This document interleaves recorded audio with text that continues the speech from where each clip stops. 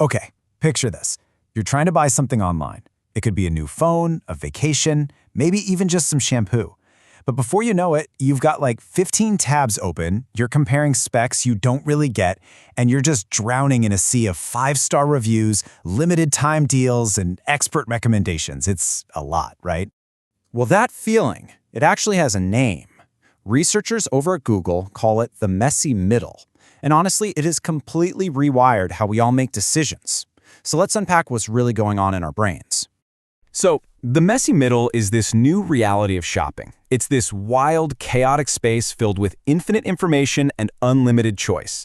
Think of it as the digital battlefield where brands are won and lost, and it's all happening inside your browser between that very first Google search and the final click to buy. It's not a straight line anymore. It's this crazy tangled web.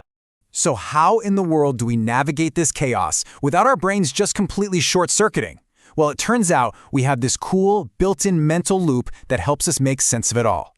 It works kind of like this. First, you explore. This is the expansive part, where you're gathering all your options, opening more and more tabs, and adding potential products to your mental shopping list. Then, you evaluate. This is the reductive part, where you start cutting things down, comparing the features, reading reviews, and trying to narrow down your choices. And we just bounce back and forth between these two modes, over and over again.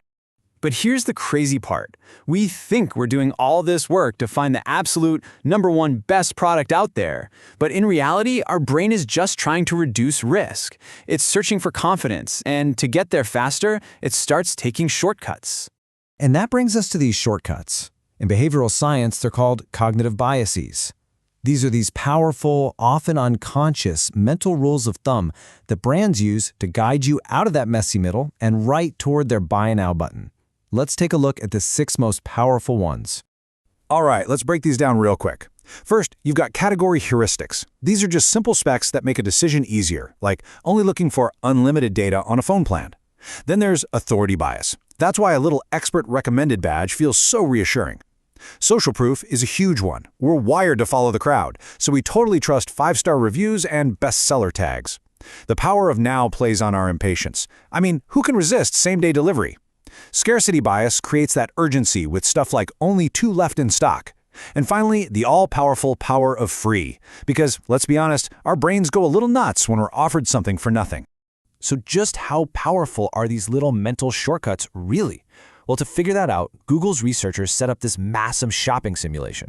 They basically wanted to see if they could actually hijack a shopper's loyalty using just these principles. The setup was simple, but pretty brilliant. They decided to take a shopper's #1 favorite brand and put it head-to-head against their second favorite. The big question was, could they actually make someone abandon their go-to choice? So let's use shampoo as an example. In the first round, without any of these biases in play, the favorite brand did pretty well, keeping about 75% of the preference. But just by showing up as an option, the second choice brand already managed to peel away a quarter of the shoppers. So that right there shows you that even strong loyalty is never totally secure. Okay, but now for the real test. What happens if you supercharge that second choice shampoo? What if you suddenly give it a ton of 5-star reviews, an expert endorsement, a limited time offer, and a free gift?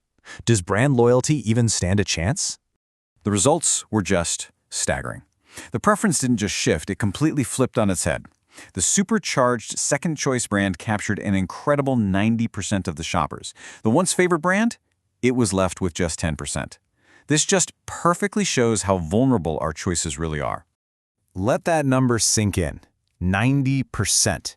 When faced with this compelling package of behavioral nudges, almost every single person abandoned the brand they said was their favorite. That right there is the power of mastering the messy middle. So what does all this mean for you? Well, this isn't just about how companies are marketing to you. It's about empowering you to make better, more conscious decisions for yourself. At the end of the day, what this really shows is that, yeah, brand loyalty is important, but it's not invincible. How a product is presented, with the right reviews, the right offer, at just the right time, can be way more powerful. Understanding these psychological triggers helps you see past all the noise and focus on what you actually want and need. So the next time you find yourself with 20 tabs open, maybe you'll just pause and ask yourself, Is this scarcity for real? Is this free gift really free? Is this 5-star review swaying me more than the product itself? Knowing how the game is played is the first step to becoming a much savvier player. For more explainers like this, make sure you subscribe.